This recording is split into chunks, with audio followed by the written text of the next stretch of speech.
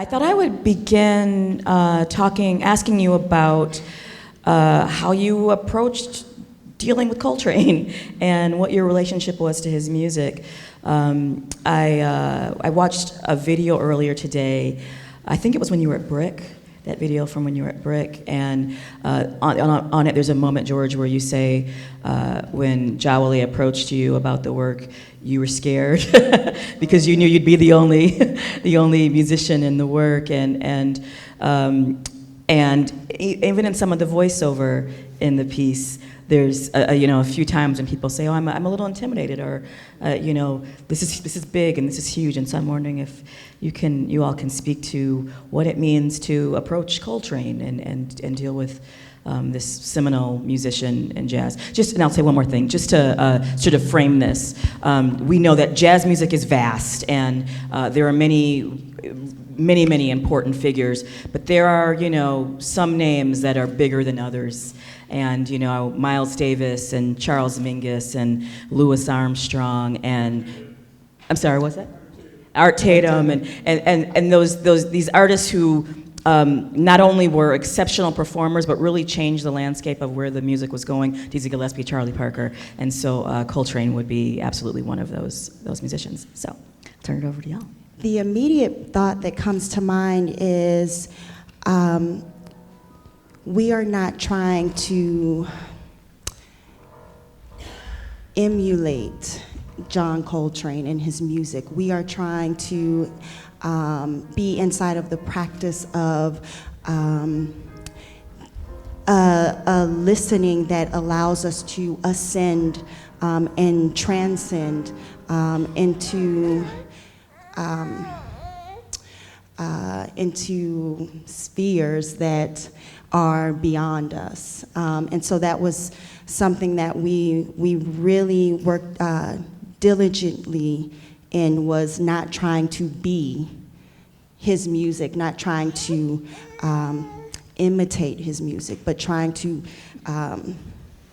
bring to life the things that live inside of us.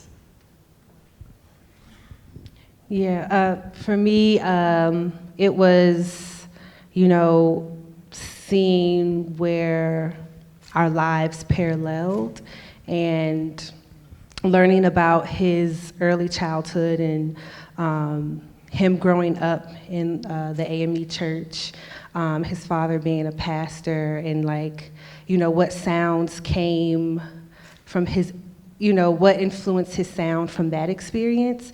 I grew up in a Southern Black Baptist church, and so, to me that drew me to him, or, just made me feel a little bit closer, to him and to his work, is finding that similarity and that connection to where, I could, pull from my own experiences in relationship to what, I found inside of his work. Well, for me, as a jazz musician, Coltrane is one of those guys that changed the direction not only of how the tenor saxophone was played, but also compositionally. And then Jawole called me and she said, hi, I'm thinking of we're going to do a tribute to John Coltrane. And I'm like, wow, that's great.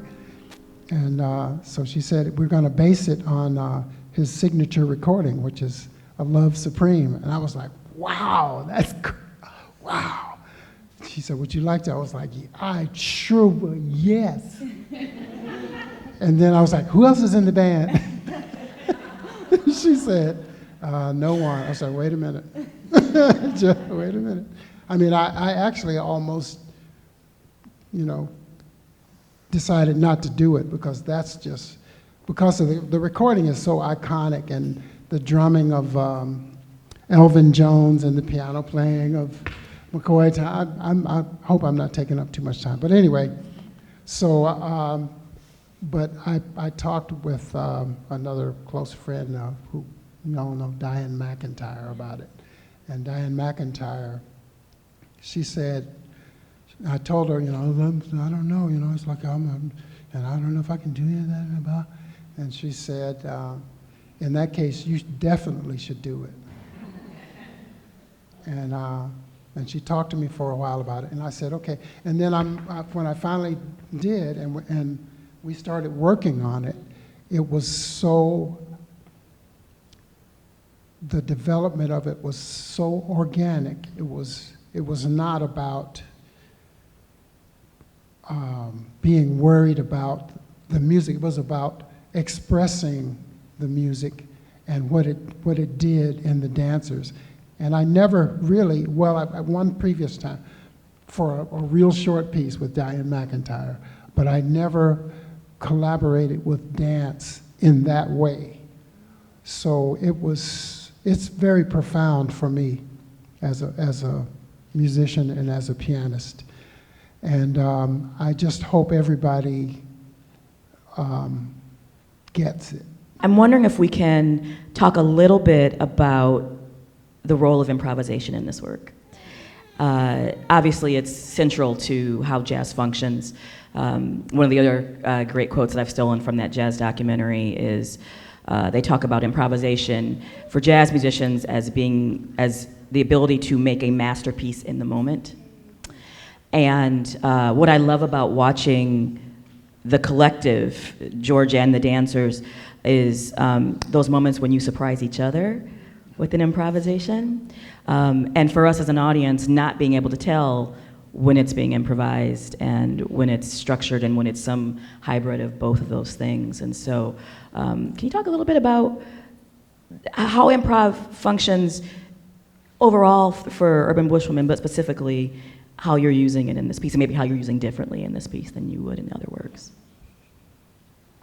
Yeah, improvisation was heavily a part of the process, like generating material, and we worked with a dramaturg, Talvin Wilkes. Great Talvin Wilkes. Who let us do some character development. And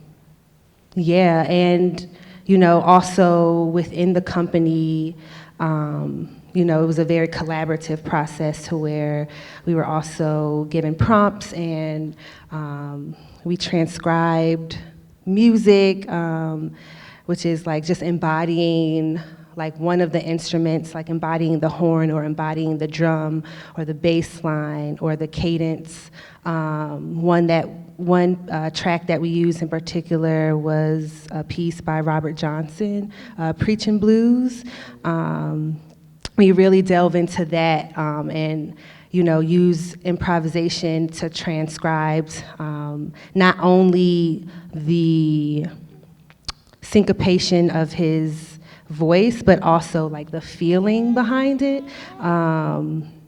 We also would improvise, we called it like the band state. In a group, just improvising, to Coltrane's music and other music as well, to find other influences. But yeah, just what we were hearing. So we did a lot of deep listening, as Sam has said previously, a lot of deep listening and having conversations with the music and also with each other as a part of the process. And then also in the work, a lot of it is improvised in both halves. And usually what we did was we tried to keep to the structure of jazz improvisation. So we would often start with a score, something that was known. So, say someone created a phrase, we would learn that phrase, or, just have like a set movement or material, and then use that movement, break it up, and take it on, whatever felt potent to us, and, however we wanted to speak with that movement, with each other, and also with the sound. I don't know if you would add anything. Yeah. Something that is fascinating to me is inside of improvisation is duration, and what it means to be in something for a very, very long time, even to the point of exhaustion. Because when you're in something for an extended period of time, it allows for the unlocking of possibilities. It allows for the shift into another dimension. And we spent a great deal of time just being inside of music, inside of our bodies, inside of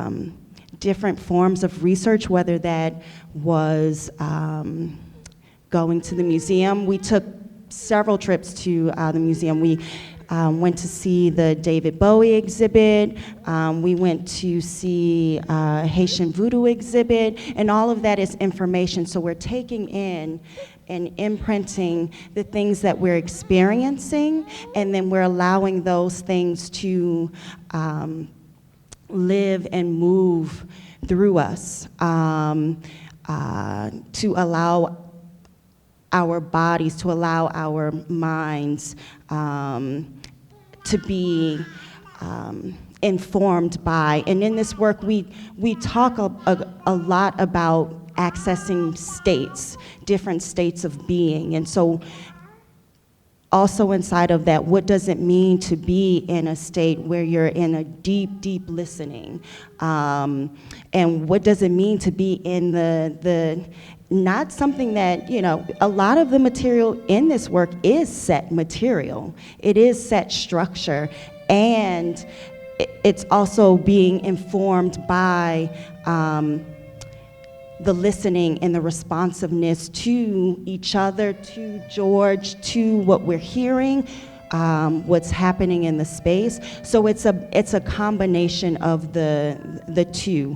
And so what does it mean to be in a state where you're caught in something? And what does that being caught do to you? It will do something different to each of us because we're different and we experience very differently. So we had these different states that we are able to lean into, that we're not just moving. There's a foundation. We have a foundation that is allowing us to move into these places of unknown and known, that we know we're going somewhere, that we know we're accessing something very specific. So. And that's really the same way that jazz musicians talk about their experience as well. Particularly, I'm struck by what you just said about we all respond differently because we're different, and there's a reason why, there's a couple of different pianists who had to negotiate giant steps before they got it on record. There's a reason why, Coltrane played with Elvin Jones for so long, because of what Elvin Jones specifically brought to his work. It's singular. It's more than unique, it's singular. It's something that only Elvin Jones could do, and the same could be said for Jimmy Garrison or McCoy Tyner. Like that individuality, that honoring the individual in the group is very much an Africanist and a jazzy principle. The question was about the use of vocals in the work and how that came about. So there are 3 vocalists in the company. It's myself, Tendai Kumba, who's a jazz vocalist, and Dubois Akin. And so we played with vocalization a lot in the process as well, exploring things sonically. And then also, Tendai having a specifically jazz vocal background, had really started to explore what it would be like to have like a journey, a vocal journey from blues all the way to bebop. And Jawole was fascinated and also grew up in an era where like bebop really influenced her specifically. And so we spent a lot of time like exploring bebop and what that, sort of syncopation required physically and then also sonically, which, that track, that jazz, that vocal track was explored and generated by Tendai. And then also, we alternate. Yesterday it was Tendai, today is me, tomorrow will be Tendai. We alternate that track to help our voices, preserve our voices, because it does require a lot. Like marrying the physical exploration with the vocalization is something that we wanted to delve deeper into in this work as well. I'd like to add something Sure. to that. It's also part of the tradition of African music, singing with no accompaniment, and for many kinds of occasions. And the vocals, one thing that always strikes me about you and Tendai, there's a lot of the church in it, and that goes back way, way back, like centuries back. And and I believe that for that reason, that it's so fundamental that I think that's one of the reasons that people respond to it. I know that's one of the reasons I respond to it in the way that I do. So it's also part of our history.